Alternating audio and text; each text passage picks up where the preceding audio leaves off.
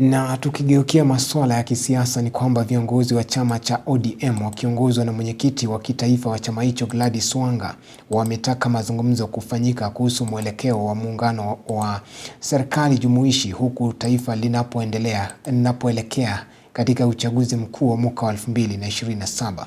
Viongozi hao wamehakikishia Rais William Ruto uungwaji mkono katika uchaguzi mkuu ila wakasisitiza kuwa kuna haja ya mazungumzo yatakayoweka wazi nafasi serikalini yatakavyogawanywa baina ya ODM na serikali ya Kenya Kwanza wakati wa kubuni serikali baada ya uchaguzi huo mkuu.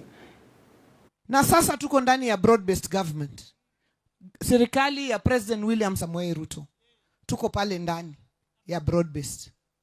Na hapa Kakamega, mimi najua hii mambo ya hospitali ya level 6. Amekuja pale juzi, anaweka pesa hapo chini ya broad-based pamoja na governor.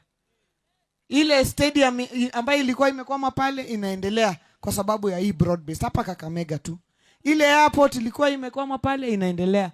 Kuna barabara nyingi pia zinaendelea hapa Kakamega. Sisi watu wa ODM hatukupigia President Ruto kura.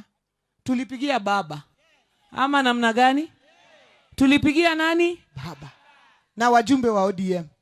Na governor ya ODM.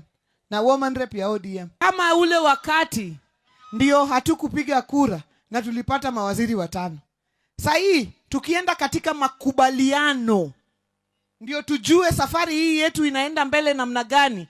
Si unaona lazima tutoke pale na vitu mingi zaidi kama tukipiga kura pale ndani.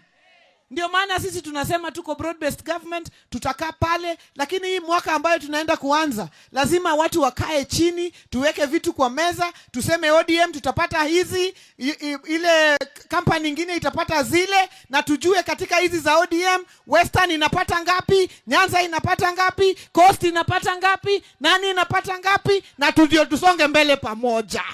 When we talk about broad-based, we should also remember to talk about the 10 points agenda.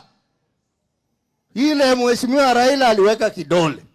Because 10 points agenda and broad-based ni kama watoto wa mapacha wawili walizaliwa kama wameshikana.